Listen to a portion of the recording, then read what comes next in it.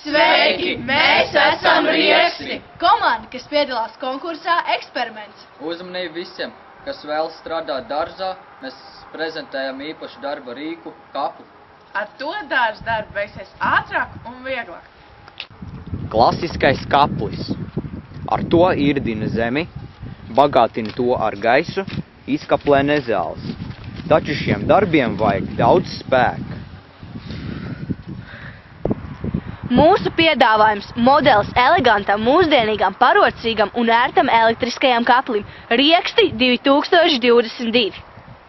Tam ir 3 būtiski jaunas kvalitātes. Pirmkārt, daudzfunkcionāls asmeņu komplekts.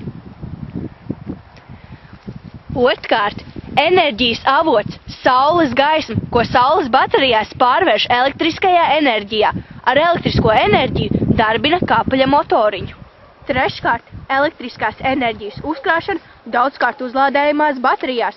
Tās ievieto kapļa korpusā. Iepazīstieties ar asmeņu klāstu. Rušināmais asmenis. Ar to efektīvi un viegli rušina zemi. Dārznieka mugura ir taisna, tikai neliela slodze rokām. Griežamais asmens, ar to nogriež zāles un nezāles, piemēram, taciņu un dobju malās. Var griezt arī puķis.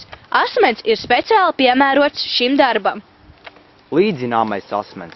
Lieliski nolīdzina taku vai dobju malas.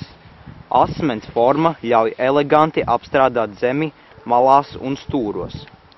Vagu asmens. Jums vajadzīgas glītas vadziņas, kurās iesēt sēklas, tad jums vajadzīgs šis kaplis ar ērto asmeni vagu veidošanai.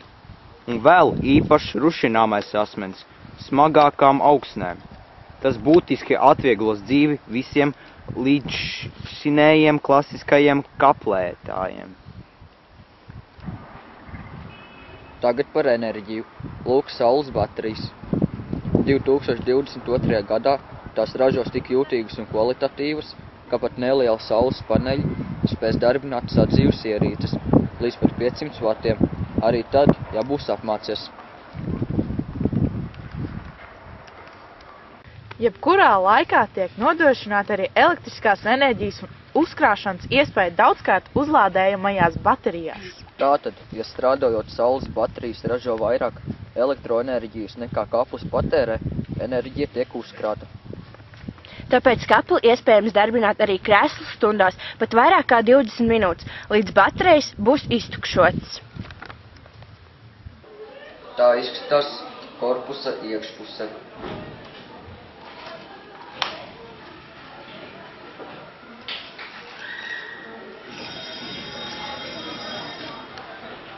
Re, kā tas notiek, tik viegli un skaisti.